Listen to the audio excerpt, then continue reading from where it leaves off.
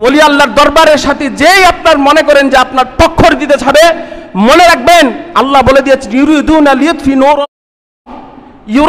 লিয়ুতফি নূর আল্লাহি ওয়াল্লাহু মুতিম্মু নূরিহি। যে ব্যক্তি এই বাতিকে নিভিয়ে দিতে চাইবে তার বাতি নিভে যাবে। মনে রাখবেন এর সুইচ কিন্তু, এই ওলি আল্লাহর দরবারের সুইচ কিন্তু আমার আপনার ব্যক্তির হাতে না, এর সুইচ সরাসরি আল্লাহর হাতে। আল্লাহ বলেছেন যারা এই নূরকে নিভিয়ে দিতে চাইবে, যারা এই নূরকে অফ করে দিতে চাইবে, আল্লাহ ওর বাতিকে অফ করে দিবেন। আল্লাহর ওয়াদা, আল্লাহর ওয়াদা সেটা। টক্কর সবার সাথে দিতে যায় না। মনে রাখবেন আল্লাহ ঢিল দিবেন কিন্তু ছেড়ে দিবেন না কখনো। আল্লাহ ঢিল দিবেন, ছেড়ে দিবেন না। আল্লাহ রাব্বুল আলামিন বলতেছেন ওয়াসিকাল্লাযীনা কাফারু ইলা জাহান্নাম যুমারা। সেই দিনের কথা স্মরণ করো যখন কাফেরদেরকে সিকাত টেনে টেনে জাহান্নামের দলে দলে জাহান্নামে নিয়ে যাওয়া হবে। হাত্তা ইদা জাউহা ফুতিহাত আবওয়াবুহা, এমন কি যখন ওই ফেরেশতারা জাহান্নামীদেরকে, জাহান্নামী কাফেরদেরকে জাহান্নামের দরজায় টেনে নিয়ে আসবে, দেখবে জাহান্নামের দরজা খোলা। ফুতিহাত আবওয়াবুহা, জাহান্নামের দরজাগুলা খোলা। সেই দরজার মধ্যে ফেরেশতারা, দরজারক্ষী ফেরেশতারা বলবে ওয়াকাল লাহুম খাজানাতুহা, ওই জাহান্নামের দরজার মধ্যে যে ফেরেশতারা দণ্ডায়মান আছে, ওই ফেরেশতারা তাদেরকে জিজ্ঞাসা করবে, কাফেরদেরকে জিজ্ঞাসা করবে, ও জাহান্নামী কাফেররা, আলাম ইয়াতিকুম রুসুলুম মিনকুম ইয়াতলুনা আলাইকুম আয়াতি রাব্বিকুম ওয়া ইউনযিরুনাকুম লিকা ইয়াউমিকুম হাদা। তোমাদের নিকট কি আল্লাহর পক্ষ থেকে কোনো বার্তাবাহক আসে নাই? তোমাদের নিকট কি কোনো বার্তাবাহক আসে নাই? তোমাদের নিকট কি কোনো রাসূল আসে নাই? তোমাদের নিকট কি কোনো রাসূলের স্থলাভিষিক্ত কোনো ওলি আল্লাহ, কোনো আলেম উলামা তোমাদের নিকট কি আসে নাই? ইয়াতলুনা আলাইকুম আয়াতি রাব্বিকুম, যে নবী, যে রাসূল, যে আলেম, যে আল্লাহর ওলি, ইয়াতলুনা আলাইকুম আয়াতি রাব্বিকুম ওয়া ইউনযিরুনাকুম লিকা ইয়াউমিকুম হাদা। ওই দরজার ফেরেশতারা জাহান্নামীদেরকে প্রশ্ন করতেছে, তোমাদের নিকটকে কোনো রাসূল আসে নাই? তোমাদের নিকটকে কোনো ওলি আল্লাহ আসে নাই? তোমাদের নিকটকে কোনো আলেম আসে নাই? যে আলেম তোমাদেরকে এই জাহান্নামের সম্মুখীন হতে হবে, এই জাহান্নামে তোমাদের আসতে হবে, এই দিন সম্পর্কে কি তোমাদেরকে সতর্ক করে নাই? সেদিন ওই জাহান্নামী কাফেররা উত্তর দিবে ক্বালু বালা।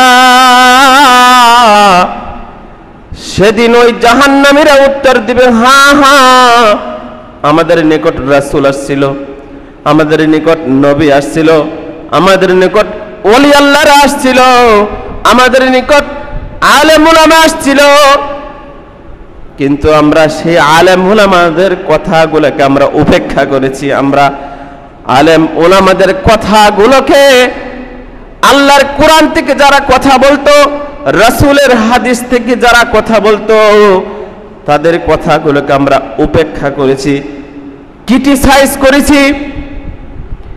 এই জন্যই আল্লাহ আমাকে আজকে এই দিনের সম্মুখীন করেছেন। ওয়ালাকিন হাক্কাত কালিমাতুল আযাবি আলাল কাফিরিন। ওই কাফেররাই সেদিন বলবে, ওই জাহান্নামীরাই সেদিন বলবে হ্যাঁ হ্যাঁ, আমাদের নিকট এত সতর্ক বার্তাবাহককারী নবী রাসূল আলেম উলামা ওলি আল্লাহগণ আসার পরেও আমরা তাদেরকে উপেক্ষা করেছি, যার দরুন আমাদের উপর যে আযাব হওয়ার কথা ছিল, তাদের কথা যদি আমরা না শুনি, রাসূলের কথা যদি না শুনি, কোরআনের কথা যদি আমরা না শুনি, তাহলে আমাদেরকে জাহান্নামের সম্মুখীন হতে হবে। এই জিনিসটা আজকে আমাদের উপর সত্যে পরিণত হচ্ছে। তারা নিজেরাই বলবে ওয়ালাকিন হাক্কাত কালিমাতুল আযাবি আলাল কাফিরিন, কিন্তু কাফেরদের উপর যে আল্লাহর যে প্রদত্ত আযাব দেওয়ার কথা ছিল সেই কথা আজকে সত্যরূপে পরিণত হইতেছে। তখন সেদিন বলা হবে কিলা দাখুলু আবওয়াবা জাহান্নামা খালিদিনা ফিহা, কিলা দাখুলু আবওয়াবা জাহান্নামা খালিদিনা ফিহা। সেদিন ওই জাহান্নামীদেরকে বলা হবে উদখুলু আবওয়াবা জাহান্নামা খালিদিনা ফিহা, তোমরা ওই জাহান্নামের দরজা দিয়ে চিরস্থায়ী ভাবে জাহান্নামের দরজা দিয়ে তোমরা প্রবেশ হয়ে যাও।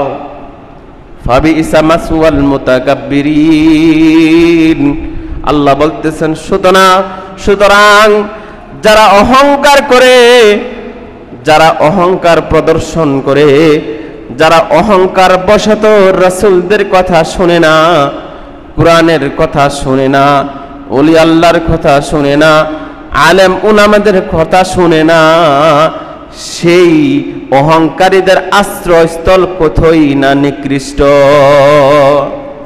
এখন কথা হলো, বলা হচ্ছে ওয়াসিকাল্লাযীনা কাফারু,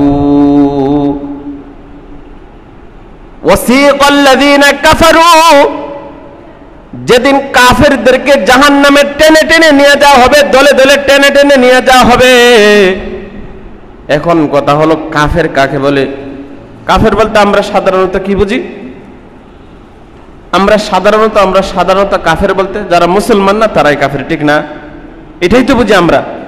হ্যাঁ না উত্তর দিবেন সবাই, ঠিক না? কাফের বলতে আমরা সাধারণত কি বুঝি? যারা এই ইসলাম ধর্ম ব্যতিরেকে যারা আছে তারাই কাফের, ঠিক না? কিন্তু মুসলমান নামদারেও কিছু কাফের আছে যেটা আমি আর আপনি জানি না। একটু আলোচনার পরেই বুঝবেন। নাম মুসলমান, কিন্তু নাম মুসলমান থাকার পরেও কিছু কাফের আছে। সেই কাফেরদেরকেও কিন্তু আল্লাহ টেনে টেনে জাহান্নামে নিয়ে যাবেন, দল বেঁধে জাহান্নামে নিয়ে যাবেন। সেই কাফের হলো নাম মুসলমান মাত্র, খুব সুন্দর নাম, কিন্তু আল্লাহর দফতরে ওই ব্যক্তির নামটা কাফেরদের দপ্তরে লেখা হয়ে গেছে। কাফেরদের দফতরে লেখা হয়ে গেছে, কারণ কাফের শব্দের অর্থ হলো অস্বীকারী। কাফের শব্দের অর্থ কি? অস্বীকারী। শুধু আল্লাহকে অস্বীকারী না, আল্লাহর কোনো বিধিবিধানগুলা যদি, আল্লাহর কোনো বিধিবিধান কিঞ্চিত পরিমাণ কেউ যদি অবিশ্বাস করে, অনু থেকে অনু পরিমাণ, সরিষার দানা পরিমাণ যদি কেউ অস্বীকার করে, সে ব্যক্তি কাফের। সে ব্যক্তি কি আপনার কাফের। কোন ব্যক্তি নামাজ পড়ে না, কোন ব্যক্তি নামাজ পড়ে না, তার ব্যাপারে সরাসরি কিতান কাফের হুকুম লাগানো না হলেও, কিন্তু নামাজ লাগানো না হলেও, কাফের হুকুম লাগানো না হলেও, কিন্তু কোন ব্যক্তি যদি নামাজকে অস্বীকার করে, কোন ব্যক্তি যদি নামাজকে অস্বীকার করে, তার ব্যাপারে কিতান অকাঠ্য দলিলের ভিত্তিতে তাকে কাফের লাগানো হবে, কারণ সে নামাজকে কি করেছে? অস্বীকার করেছে। কোন ব্যক্তি রোজা রাখে না, ওই রোজা না রাখার বদৌলতে তাকে আল্লাহ রাব্বুল আলামিন তাকে শাস্তি দিবেন। কিন্তু রোজা রাখে না ঠিক, কিন্তু আবার রোজাকে অস্বীকার করে। কিসের রোজা? অস্বীকার করে, ওই ব্যক্তিও কাফের। কোন ব্যক্তি হজ করে না, কোন ব্যক্তি হজ করে না, তার উপর হজ ফরজ, কিন্তু সে হজ আদায় করতেছে না, এটার ধরুন আল্লাহ রাব্বুল আলামিন তাকে পাকড়াও করবেন। কিন্তু যদি কেউ হজকে অস্বীকার করে, হজকে নিয়ে যদি কেউ ক্রিটিসাইজ করে, হজকে নিয়ে যদি কেউ অবমাননামূলক কোনো কথা বলে, অপমানমূলক কোনো কথা বলে, অপদস্থমূলক কোনো কথা বলে, ওই ব্যক্তি কাফের। কোনো ব্যক্তি যাকাত দেয় না, কিন্তু যাকাত দেয় না ঠিক, কিন্তু যাকাতকে অস্বীকার করে, যাকাত দিতে হবে না অস্বীকার করে, তাহলে ওই ব্যক্তি কিন্তু কাফের। তো কাফের শুধু আল্লাহকে অস্বীকার করলেই শুধু কাফের এটা নয়, বরং আল্লাহ কর্তৃক যে আপনার যে ফরজিয়াত বিষয়গুলো আছে, সেই বিষয়গুলাকে যদি কোনো ব্যক্তি কিঞ্চিত পরিমাণ অস্বীকার করে কিংবা তার পক্ষ থেকে কোনো কটাক্ষমূলক কথা, ওই হুকুমের বিরুদ্ধে কোনো কথা বলে, কটাক্ষমূলক কোনো কথা ক্রিটিসাইজ করে কোনো যদি কথা বলে, তাহলে ওই ব্যক্তি কাফের হবে। সুদ হারাম। সুদ কি হালাল না হারাম? সুদ হালাল না হারাম? সবাই বলেন, সবাই জোরে বলবেন। আমি সুদের ব্যাপারে, হারামের ব্যাপারে বয়ান দিলাম, বাইরে গিয়ে যদি এটাকে নিয়ে আবার যদি ক্রিটিসাইজ করে কেউ, ওই ব্যক্তি কাফের। ওই ব্যক্তি কি হবে? হালাল হারামের ব্যাপারে বয়ান দেওয়ার পরে যদি বাইরে গিয়ে যদি কেউ অন্য ব্যক্তির কাছে যাচাই করে, আজকে যে হুজুর বয়ানটা করলো এটাকে ঠিক করলো, আরে ভাই আমি যে কথা বলছি কোরআন হাদিসের বাইরে কোনো কথা বলছি? এখানে দাঁড়িয়ে যখন কোনো কথা বলি, কোরআন হাদিসের বাইরে কোনো কথা বলা যাবে? এই জায়গাটা কার? বাবা আদম আলাইহিসসালাতু ওয়াসসালাম হতে নিয়ে এই পর্যন্ত যত আলেম উলামাগণ নবী রাসূল এসেছেন, তাবিন, সাহাবাগণ, তাবিন, তাবে তাবিন, আইম্মা মুজতাহিদিন, তরিকত, গাউস, কুতুব যারা এসেছেন, স্বয়ং সকল ওলি আল্লাহরা স্বয়ং এইখানে দাঁড়িয়ে বয়ান দিয়েছেন। তারা কোরআন হাদিসের বাহিরে কোনো কথা বলেন নাই। এই খতিব মিম্বরে কোনো খতিবও কোরআন হাদিসের বাহিরে কোনোদিন কথা বলবে না। সেই কোরআন হাদিসের পক্ষে কথা বলার কারণে যদি সেই ইমাম সাহেবকে নিয়ে যদি কোনো কটাক্ষমূলক কথা বলা হয়, আবার কারো ব্যাপারে যাচাই করা, ইমাম সাহেব আজকে যে কথা বললো এটা কি কথা ঠিক বললো? হালাল হারামের ব্যাপারে কথা বললে আপনার গায়ে এত জ্বলে কেন? এত কেন ধরে আপনার গায়ে হালাল হারামের ব্যাপারে কথা বললে? আমি এখানে কোনো কথা বললেও সরাসরি দরবার কর্তৃক যখন আমাকে আদেশ দেওয়া হয়, আমি এক দরবারের ইমাম, আমি এক দরবারে ওয়াইস, এখানে আমাকে যখন যে সপ্তাহে যখন যেভাবে বয়ান করার কথা বলা হয়, আমি সেই বিষয়বস্তুতে বয়ান করি। সুতরাং এই বিষয়বস্তুকে আমি বয়ান করার পরে আপনি বাহিরে আলোচনা করবেন, হালাল হারামের ব্যাপারে আলোচনা করেছে, আজকে কি হুজুর এটা ঠিক করলো? What is this? এটা কেমন কথা? কোরআন হাদিসের পক্ষে আমি কথা বলতেছি, আপনি বাহিরে গিয়ে বলে এটাকে কি? কেন? আরে ভাই আপনি তো কোন দিকটা আপনার ইমান চলে যাইতেছে, কোন দিকটা আপনার কুফরের হুকুম লেগে যাচ্ছে আপনার ভিতরে, সেটা তো আপনি জানতে পারছেন না। আমাদের অজ্ঞতার দরুন মোহতারাম হাজিরিন, এই জন্যই আমাদের ভিতরে আগে সহি বুঝ আসতে হবে, দিনের বুঝ আসতে হবে। দিনের বুঝ যদি না আসে, কোন দিক থেকে শয়তান আমার আপনার ইমানকে চুরি করে নিয়ে যাবে টেরও পাবেন না। শয়তান সবসময় আমার আপনার পিছনে লেগে থাকে, কোন ভাবে তার ইমানটা নিয়ে যাওয়া হয়। কেন এত সমালোচনা হবে? কেন এত সমালোচনা হবে? মনে রাখবেন, একজন ইমাম সাহেবকে নিয়ে যখন কোনো সমালোচনা করা হয়, ওর মানসিক প্রশান্তি, তার দৈহিক মানসিক প্রশান্তি তার থেকে উঠে যাবে। এখানে আল্লাহর কসমকে বলতেছি, পারিবারিক শান্তি ওর থেকে উঠে যাবে, সামাজিক শান্তি ওর থেকে উঠে যাবে, পারিবারিক শান্তি সহ ওর সামাজিক শান্তি পর্যন্ত ওর মানসিক শান্তি ওর থেকে উঠে যাবে। এত কেন কথা বলেন ইমাম সাহেবকে দিয়ে? এই জন্য অনুরোধ থাকবে আপনাদের প্রতি, কথা বলবেন সতর্কতামূলকভাবে আমাদের কথা বলতে হবে, যেন এই কথাটার কারণে যেন আমার উপর কোরআন হাদিসের সংজ্ঞা অনুযায়ী যেন কাফেরের হুকুম না লেগে যায়। এক আজীব অবস্থা, কথা আমরা বুঝি না, কথা না বুঝে অযথায় এখানে ফোন করি, সেখানে ফোন করি। ইমাম সাহেবকে রাখা যাবে না, বদলাই ফেলা, আমরা নাকি হারাম খাই। আরে ভাই, আমি কোনো ব্যক্তিকে আমি এখানে উদ্দেশ্যমূলকভাবে প্রণোদিতভাবে আমি কোনো কাউকে কথা বলি না। আপনার কেন এত লাগে? এত কেন চলে আপনার? আমি কোরআন হাদিসের পক্ষে কথা বলি, অতএব আপনার কেন এত জ্বলবে? অতএব আল্লাহ রাব্বুল আলামিন বলতেছেন, ওয়াসিকাল্লাযীনা কাফারু ইলা জাহান্নামা যুমারা। সেই দিনের কথা স্মরণ করো যেদিন আল্লাহর হুকুম অমান্যকারীদেরকে, যেদিন হালাল হারাম মানুষের কাছে যখন বয়ান করা হবে, সেটা নিয়ে যখন মানুষ সমালোচনা করা হবে, তখন সমালোচনা করবে। আল্লাহ বলতেছেন ওইগুলা তো হালাল হারামকে অস্বীকার করতেছে, হালাল হারামকে অস্বীকার করতেছে। এটা নিয়ে আবার ক্রিটিসাইজও করা হয়। কয়েকজন মানুষ আমার সামনে ক্রিটিসাইজ করে, আমাদের নামাজ রোজা কি কবুল হবে? আমরা তো হালাল হারাম মানি না। হ্যাঁ, কবুল তো হবে না, হালাল হারাম না মানলে কবুল হবে না, এটা আমার কথা না, এটাকে আমি বলছি। আল্লাহ রাসূল বলেছেন, রাসূল আকরাম সাল্লাল্লাহু আলাইহি ওয়াসাল্লাম তিরমিজি শরীফ খুলে দেখুন, রাসূল বলেছেন যে ব্যক্তি হারাম ভক্ষণ করবে তার নামাজ কবুল করা হবে না। আরে আমি বলছি এই কথাটা, আমাকে কেন বলেন এই কথা? আপনি তো রাসূলের বিরুদ্ধে সরাসরি কথা বলতেছেন, এটাকে আমি বলছি কথা? আমি তো কোনো কথা আমার পক্ষ থেকে বলি না, আমার রাসূলও স্বয়ং রাসূলও নিজের পক্ষ থেকে কোনো কথা বলেন নাই।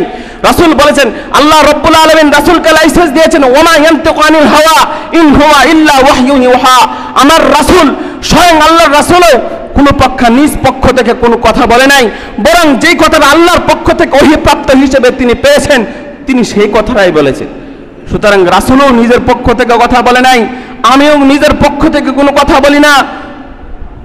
তা আমি যখন রাসূলের কথাটা আপনাদের সম্মুখে বলবো, এই কথাটাকে যখন আপনারা অমান্য করেন, ক্রিটিসাইজ করেন, তখন কি আপনার ব্যাপারে মুসলমান হুকুম, মুসলমান যে কথা, আমি আপনি যে মুসলমান নামে মাত্র মুসলমান, সেটাকে কিন্তু প্রয়োগ হয় না। এই জন্য মোহতারাম হাজিরিন, দিনের বুঝ অনেক দরকার আমাদের। দিনের বুঝ আমাদের ভিতরে না থাকার কারণে অন্তর আমাদের এমনভাবে মরিচা পড়ে গিয়েছে, যে মরিচাগুলাকে আপনার পরিষ্কার করতে হলেই কিন্তু এই ওলি আল্লাহর দরবার দরকার। এই ওলি আল্লাহর দরবারের সাথে যেই আপনার মনে করেন যে আপনার টক্কর দিতে ছাড়ে, মনে রাখবেন আল্লাহ বলে দিয়েছে, ইউরিদুনা লিইউতফিউ নূরাল্লাহি ওয়াল্লাহু মুতিম্মু নূরিহি। যে ব্যক্তি এই বাতিকে নিভিয়ে দিতে চাইবে তার বাতি নিভে যাবে। মনে রাখবেন, এর সুইচ কিন্তু এই ওলি আল্লাহর দরবারের সুইচ কিন্তু আমার আপনার ব্যক্তির হাতে না, এর সুইচ সরাসরি আল্লাহর হাতে। আল্লাহ বলেছেন, যারা এই নূরকে নিভিয়ে দিতে চাইবে, যারা এই নূরকে অফ করে দিতে চাইবে, আল্লাহ ওর বাতিকে অফ করে দিবেন। আল্লাহর ওয়াদা সেটা। টক্কর সবার সাথে দিতে যায়েন না। মনে রাখবেন, আল্লাহ ঢিল দিবেন কিন্তু ছেড়ে দিবেন না কখনো। আল্লাহ ঢিল দিবেন, ছেড়ে দিবেন না। এই জন্য সতর্কতামূলক আমাদের কথা বলতে হবে। এই জিহ্বার কথার কারণে অনেকেই কুফর হুকুম লাগানো হয়, জিহ্বার মাধ্যমেই এই কথার কারণে অনেকেই কাফের হয়ে যায়, আবার এই কথার কারণে অনেকে ইমান হয়ে যায়, ইমানদার হয়ে যায়। এই জন্য মোহতারাম হাজরিন, কাফের শুধু আল্লাহকে অস্বীকার করলেই হয় না, সুদ হারাম এটা যদি কেউ অস্বীকার করে সেও আপনার কি কাফের। হালাল খেতে হবে এটা যদি কেউ অস্বীকার করে, না হারামও খাওয়া যাবে, সেও কিন্তু আপনার কাফের হয়ে যাবে। আল্লাহকে অস্বীকার করলেই শুধু আপনার কি হয়ে যাবে না কাফের, না শুধু অনেক কিছু আছে। আল্লাহর বিধিবিধান গুলাকে যদি আপনার কিঞ্চিত পরিমাণ কেউ যদি অস্বীকার করে, ক্রিটিসাইজ করে, সেই কিঞ্চিত পরিমাণ ক্রিটিসাইজ করার কারণেও কিন্তু আপনার লাঞ্ছিত অবদস্থ হয়ে সেই ব্যক্তি আপনার কি হবে, কাফের হুকুম তার ব্যাপারে লাগবে। তার জ্বলন্ত প্রমাণ, হজকে নিয়ে আপনাদের সম্মুখে সাতিয়াটি বাড়ি ছিল, লতিফ সিদ্দিকী হজকে নিয়ে কটূক্তি করার কারণে আল্লাহ এমন অপদস্থ তাকে করেছে, তার নাম নিশানা বর্তমানে নেই। হজকে নিয়ে ক্রিটিসাইজ করছিল। এইভাবে মনে করবেন, এই আল্লাহর হুকুম বিধিবিধান গুলা নিয়ে মনে করেন যখন কেউ অদ্যত্ব প্রকাশ করবে, আল্লাহ ঢিল দিবেন কিন্তু ছেড়ে দিবেন না, ধরবেন, এমন ধরবেন যেই ধরার কিন্তু আপনার অন্যাবাদ সরব্বিকালা সাদিদ। আল্লাহ বলেছেন, আমি রবের পাকড়াও বড় কঠিন, আমি রবের পাকড়াও বড় কঠিন। ইন্নামা নুমলি লাহুম লিয়াজদাদু ইসমা। আমি আল্লাহ মানুষদেরকে ঢিল দেই, পাপীদেরকে আমি ঢিল দেই যেন তারা গুনাহ আরো বাড়ায় নেয়। আপনি মনে করতেছেন আল্লাহ ধরতেছে না, ধরবেন, ধৈর্য ধরেন, ইনশাআল্লাহ অচিরেই দেখতে পারবেন যারা এরকম সীমালঙ্ঘন করে, মনে রাখবেন সীমালঙ্ঘনকারীদেরকে আল্লাহ ধরবেন। আর যখন ধরবেন তখন বুঝবেন আল্লাহ রব্বুল আলামিন ওই ফেরাউনের লাশকে রেখে দিয়েছে, আর বলে দিয়েছেন, আল ইয়াউমা নুনাজ্জিকা বিবাদানিকা লিতাকুনা লিমান খালফাকা আয়া। ও ফেরাউন, তোর এই বডিকে আমি রেখে দিয়েছি মিশরের পিরামিডে, তোর এই বডিকে আমি মিশরের পিরামিডে রেখে দিয়েছি যেন তোর মতো যত অহংকারকারী আসে, তোর এই দেহটা দেখে যেন সে কি করতে পারে, দৃষ্টান্ত যেন সে আপনার কি করতে পারে, শিক্ষা গ্রহণ করতে পারে যে দেখো এই অহংকার প্রদর্শনকারীদের ফলাফল কেমন হয়ে থাকে। ওই ফেরাউনের লাশটা আল্লাহ মিশরের পিরামিডে, এটা কি মনে করেন যে আপনার বরফ দিয়ে মিশরে রেখে দিছে? কোনো পৃথিবীর কোনো শক্তি নাই, একমাত্র আল্লাহ বলেছেন ফেরাউন তোমার লাশটা রেখেছে। আল ইয়াউমা নুনাজ্জিক, তোমার এই দেহকে রেখে দিয়েছি লিতাকুনা লিমান খালফাকা আয়া, যেন তোমার পরবর্তীতে যারা আসে অহংকারকারী, সেই অহংকারকারীরা যেন সেটা নিয়ে কি করে আপনার শিক্ষা গ্রহণ করতে পারে। এই জন্য আল্লাহ পাক রব্বুল আলামিন বলতেছেন, ওয়াসিকাল্লাযীনা কাফারু ইলা জাহান্নামা যুমারা। সেই দিনের কথা স্মরণ করো যখন কাফেরদেরকে দলে দলে জাহান্নামে নিয়ে যাওয়া হবে।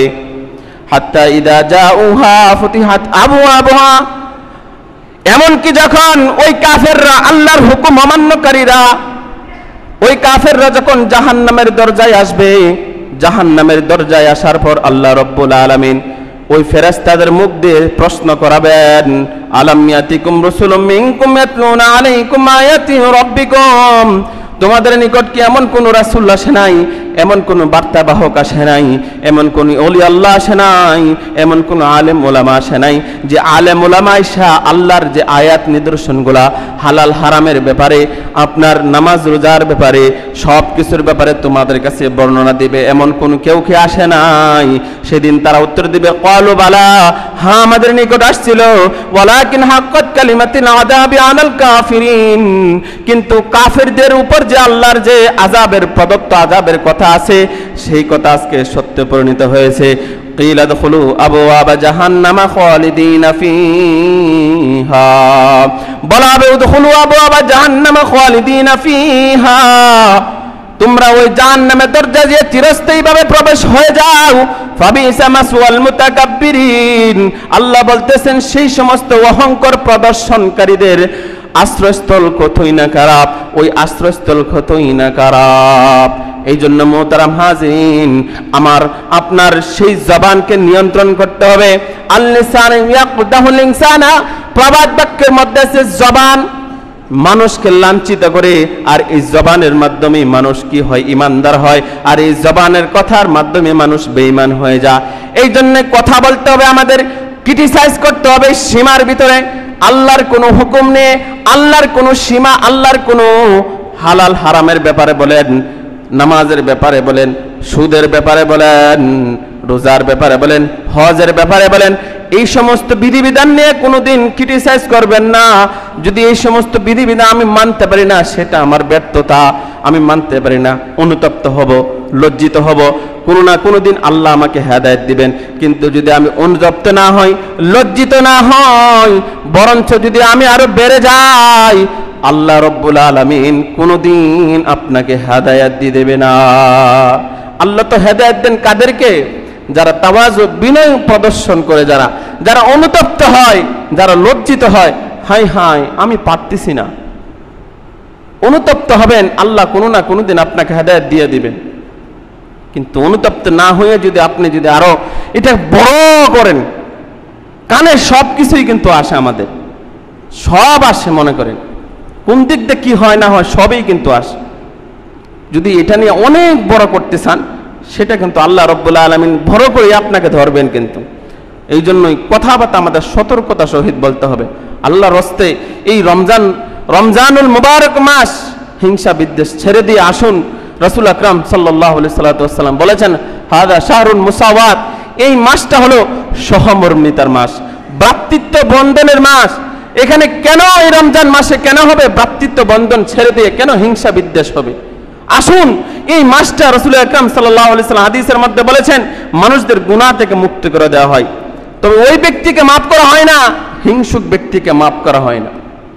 হিংসা ছেড়ে দিন, অন্তরকে হিংসা থেকে পবিত্র করুন, দেখবেন অনাবিল শান্তি আমার আপনার পরিবারবর্গে, ব্যক্তি সব কিছুর মধ্যে শান্তি আসতেছে। নয়তো শান্তি কোথায় যান শান্তি খুঁজতে? কোথাও শান্তি পাবেন না, বলে দিলাম, কোথাও শান্তি পাবেন না যদি অন্তরের ভিতরে যদি হিংসা থাকে।